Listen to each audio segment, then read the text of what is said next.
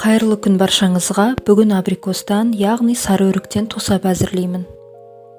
Каналыма тіркеліп, лайк басып қойыңыздар.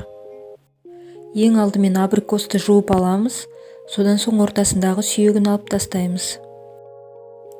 Енді жуып тазаланған өріктерімізді ет тартқыштан өткіземіз. Мен өрікті үлкен кесемен өлшейтін боламын.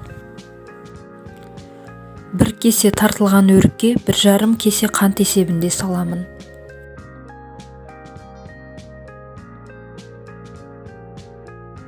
Қантын салып жақсылап араластырамын.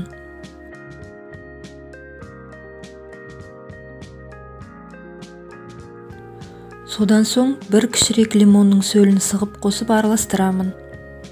Егер де сіздерде өрік көбірек болса, онда үлкенірек 1 лимонды сөлін сығып қосып араластыруға болады. Жақсылап араластырып, 4-5 сағатқа қанты ерігенше бетін жауып қоямын. Мінекей 4 сағат уақыт өтті. Енді баяу отта қайнатамын.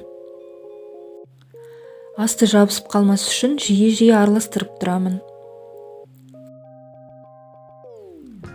Мінекей видеода көріп тұрғандай тосап қайнайын деп келеді.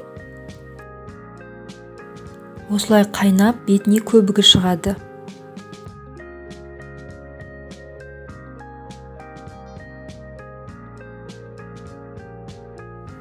Көбігін алып тастаймыз. Қайнаған соң 5-7 минут тағы да қайнатамын.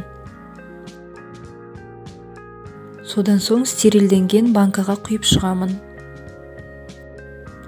Осылай дайындап көріңіздер, өте дәмді болып шығады. Егер де сізге видео ұнаса, каналыма тіркеліп, лайк басып, пікір қалдырып кетіңіз.